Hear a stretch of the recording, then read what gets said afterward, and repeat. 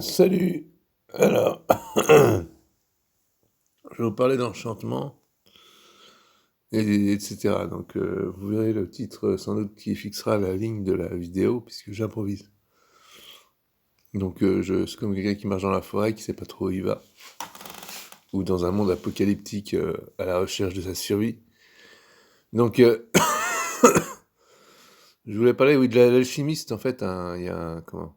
Dans l'alchimiste de Coelho, à un moment donné, il y a l'alchimiste qui rencontre des. Bon, c'est pas des méchants, mais pas des très méchants, on va dire, qui bloquent un peu le chemin. Et donc, un peu comme une garde militaire ou autre dans le désert, qui demande, mais où vous allez? Ben, alors la chimie, c'est pompe. Moi, mon métier, c'est de transformer le plomb en or, et pas le contraire. Et donc, j'ai travaillé plus loin. Alors, les mecs, le plomb en or, ah, ils rient, et puis, donc, ils rigolent bien, et puis bon, ben, c'est bon, on vous laisse passer. Vous êtes drôle, monsieur. Donc voilà, donc il passe tranquillement et donc il peut continuer son œuvre alchimique. Et effectivement, alors je sais pas si je peux aller vraiment bien ou pas, mais des alchimistes, il y en a qui existent, certains y croient, certains n'y croient pas. On est beaucoup sur le mot croire dans notre civilisation. Mais il y a Jean-Pierre Petit qui pour moi est un alchimiste de la science, quoi, et qui est capable métaphoriquement de transformer le plomb en or. Et puis on dit ah vous êtes gentil et puis quoi, il continue son chemin tranquillement. Pas de problème. C'est vrai que chez nous, avec notre scepticisme qui est un peu notre sorte de religion, si je puis dire, Moïse, il reste au bord, quoi. Parce qu'en fait, on attendrait presque qu'il soit allé, enfin, symboliquement, en Israël, en étant en train de traverser les eaux et qu'il soit venu pour le croire, quoi, en lui demandant la preuve.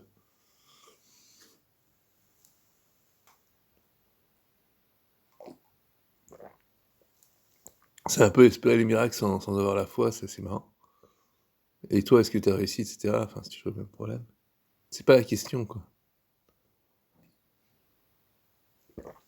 Après, bon, moi j'ai grandi dans une éducation chrétienne catholique, bien sage et tout. Et donc il y a Jésus. Et Jésus, alors nous on est habitués à pleurer, quoi. Parce qu'on pleure les pauvres, on pleure Jésus, on pleure Coluche, on pleure tout le monde. Et on s'arrête là, quoi. Et comment dire? Ou le joueur de flûte de Hamelin aussi, qui finit par se barrer, lui, parce qu'ils sont trop cons, quoi.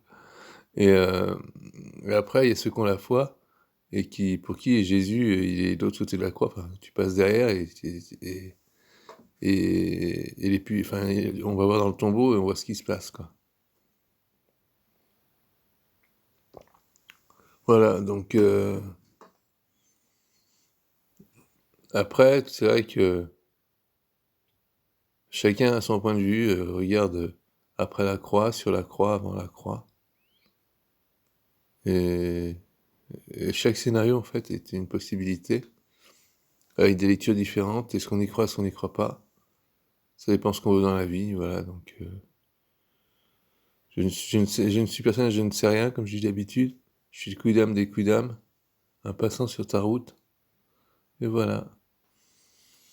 Et c'est dans le désert, il paraît que quand les gens ils disent, c'était mon ami Pierrot, comme je l'appelle, un fou illuminé ou lumineux, enfin, d'ailleurs, Jean-Pierre Petit, c'est un peu le fou du village pour certains. Donc dans le désert, quand les gens se traversent, il paraît ils se demandent, mais bonjour, c'est rituel, bonjour, où vas-tu? Et l'autre, il répond, ben, je vais par là. Ah, ok, bon, ben, au plaisir. Ou à bientôt, comme on dit maintenant chez nous. Et voilà, donc.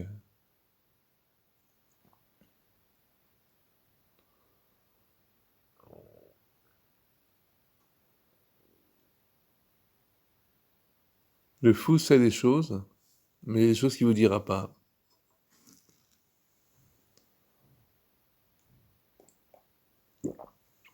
Pourquoi? C'est compliqué, c'est l'histoire compliquée, comme on dit.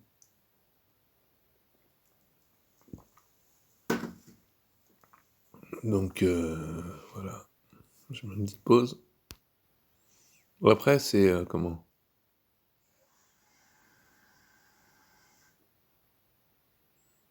Chaque fou a son truc à régler avec lui-même en partie, c'est sa quête, comme disent mes amis. Et voilà, donc on me prend un peu pour un hobbit, j'ai l'impression, au niveau du ressenti, mais quand tu es hobbit et que tu as un anneau à porter, c'est un petit peu lourd des fois, et en fait, c'est un problème qu'il faut régler avec soi-même, des fois. Enfin, bref, voilà. Bon, bah, je vais m'arrêter là parce que là, je merde.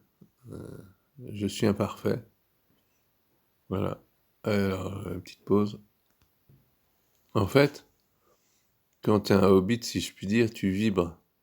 Ce qui te laisse, en fait, c'est comme l'anneau, c'est la matière, les équations, le réalisme, le scepticisme, en fait.